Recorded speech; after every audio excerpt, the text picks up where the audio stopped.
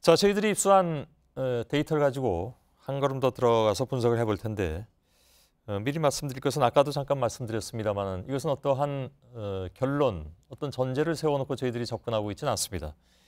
있는 그대로 데이터만 들여다보고 그것을 비교 분석한 결과를 여러분께 말씀드리고 있는데요. 박준호 기자가 이 내용을 취재했습니다. 먼저 발전소 물 주입 직후에 4차례 지진이 발생한 건 맞습니다. 데이터상으로 볼 때. 네, 맞습니다. 근데 물 주입 때문에 이번 5.4 규모의 지진이 유발됐다. 이건 단정할 수 없지 않느냐.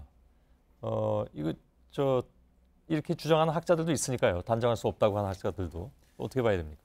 일부 학자들의 경우에는 단정할 수 없다라고 일단 하고 있습니다. 예. 근데 보시면 아시겠지만 리포트에서 보신 것처럼 이제 발전소 가동 이후인 2016년에 그 포항 내륙에서 4차례의 지진이 발생을 했는데 예. 11월 이전 이번 달 지진을 제외하면 모두 4차례입니다.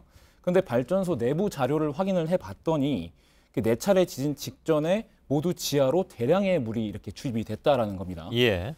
그래서 일부 전문가들은 이 물 주입이 4차례 지진의 어떤 유발 요인으로 추정할 수는 있겠지만 일단 이번 지진과의 연관성을 따지는 데 있어서는 조금 더 정밀한 연구가 필요하다는 입장입니다. 예. 그 당시에 물이 들어갈 때 압력 데이터라든가 이런 것들이 더 있어야 된다는 그런 얘기죠. 네, 맞습니다. 근데 그 들어가는 물의 양은 일단 우리가 생각하는 것보다는 꽤 많더군요. 몇백 톤 수준이었으니까. 근데 지하에 물을 주입하는데 지진과 관련이 있을 것으로 추정하는 이유. 예를 들어서 이진환 교수 같은 경우에 그렇게 얘기를 했습니다만 그 이유는 뭡니까?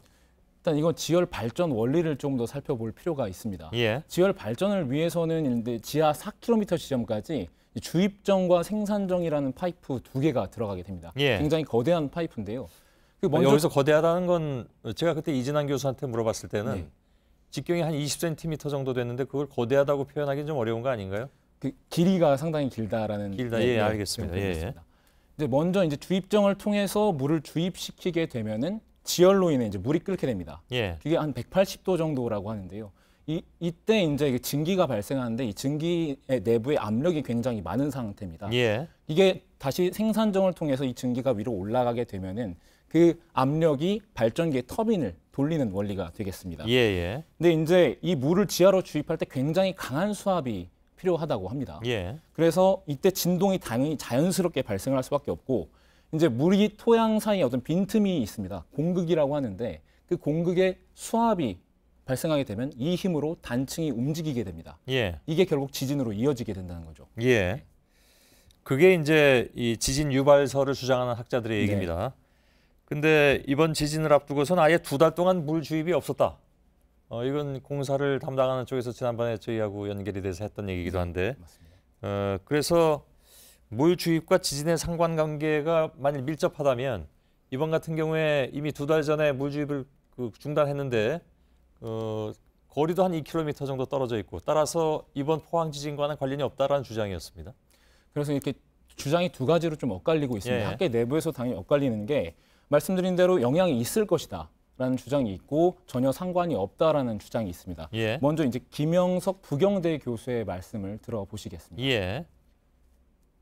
응력이 많이 쌓여 있다고 볼 수 있기 때문에 단층들이 움직일 수 있는 상황에서 지열 발전소에서 물을 주입하게 되면 이것이 좀 더 빨리 이제 촉발이 돼서 지진이 활성화될 수 있는 가능성, 단층이 활성화될 수 있는 가능성이 있다는 거죠.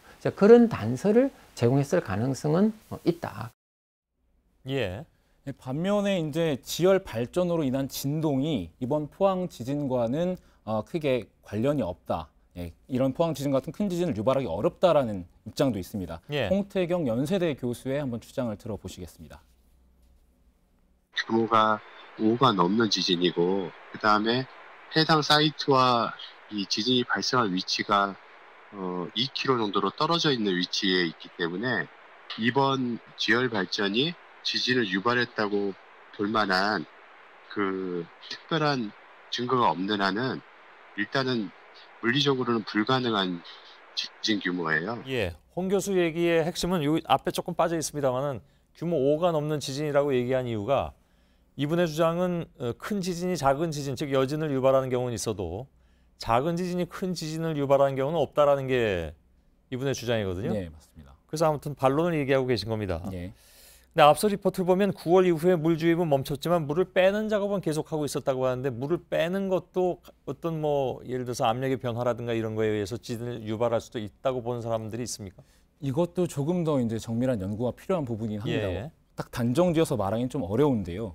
그 발전소 측은 이번 지진 전까지, 그러니까 11월 1일까지 계속 그 10톤 가량의 물을 빼는 작업을 꾸준히 좀 해왔습니다. 예. 물론 그 여기에 대해서도 물 빼는 작업이 영향을 미칠 수 있다라는 입장과 전혀 상관이 없다는 그런 어떤 전문가들의 주장이 갈리고 있습니다. 예.